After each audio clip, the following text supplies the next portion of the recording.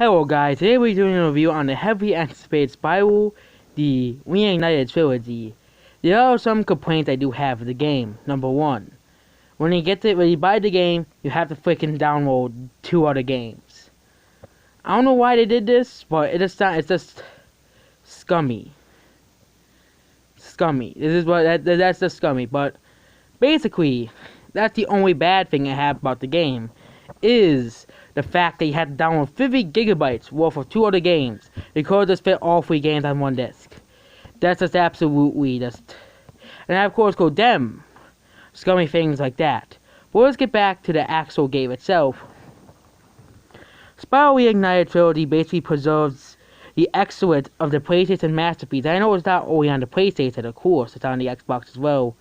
And it's basically a remaster of a game that really a lot of people have been waiting for a new Spyro game for a ton of long time, and now we finally have it.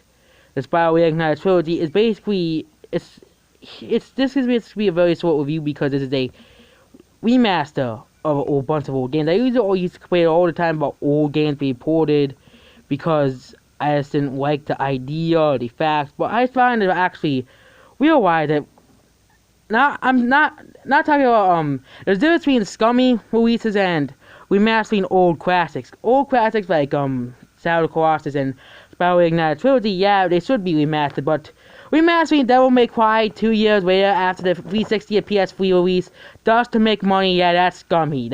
Or Dark Souls 2, the same thing happened to Dark Souls 2. A year later, it just came on the PS4 and Xbox One. And what's the point of buying a 360 and a PS3? Those games are exclusive for those consoles. I carried this release both of those games at once. But let's look at the critics. What the critics think about the game series, the first 3 games. The classics, of course, the great classics. And it's an 85% for the PS4 and an 83% for the Xbox One. These are very great reviews. You can buy them on the Xbox One and PS4. The only bad thing is it didn't release it on the Switch. It has very, very positive reviews. It has some negative reviews. This game basically preserved the great beauty of the first 3 Spyro games, and it's basically the same as the Crash Saints trilogy. It's basically criticized that one of the few PS3 games without 5 that could demonstrate all the hardware capabilities.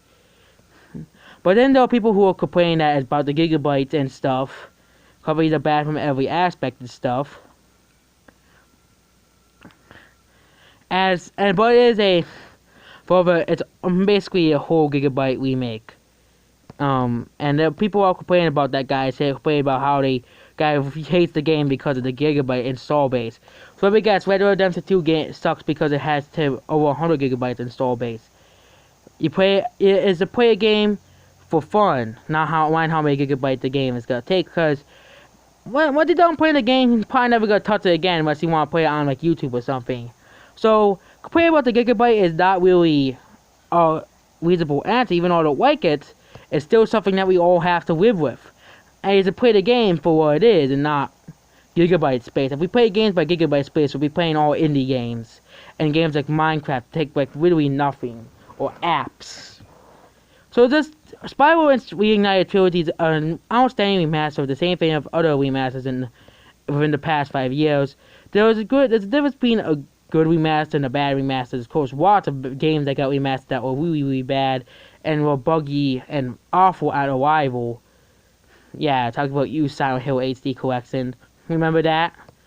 But Spyro Reignited Trilogy was a very great remaster, and I give this game like an 8 out of 10. There are some bugs and some gripes I have with the game, but it's still overall a fun and great experience.